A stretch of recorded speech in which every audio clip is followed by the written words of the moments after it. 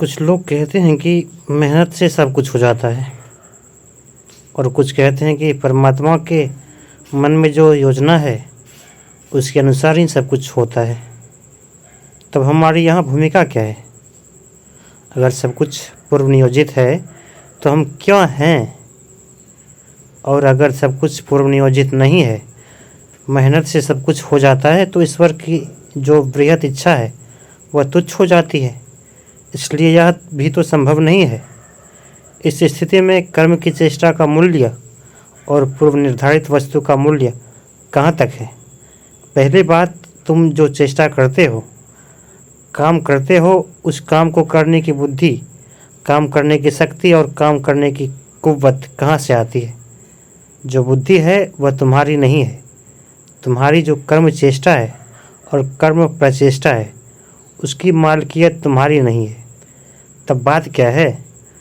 परम पुरुष अनंत शक्तिशाली हैं और अपनी उस शक्ति का एक बूंद तुम्हें दिया है उन्होंने।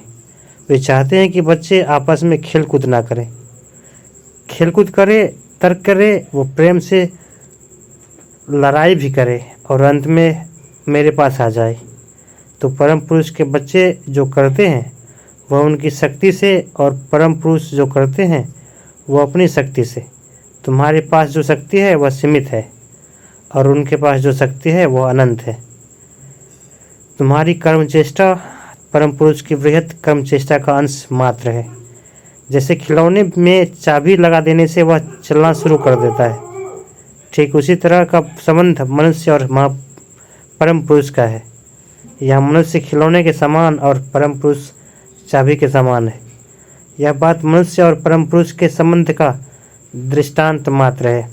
तो क्या इंसान की आज़ादी नहीं है? तुमको जो शक्ति मिली है उसका मूल आधार परम पुरुष है। वे जो चाहेंगे वही होगा। यद्यपि उन्हीं की चाह के अनुसार काम होता है, मगर तुम्हें यह संतोष मिलता है कि मेरी चाह के अनुसार काम हुआ। बुद्धिमान क्या करेंगे? अपनी चाह को उनकी चाह में मिला देंगे। उस अवस्था में होगा क्या? क्योंकि साधक की चाह और परम पुरुष की चाह एक बन गई है, अतः साधक की सभी चाह की पूर्ति हो जाती है।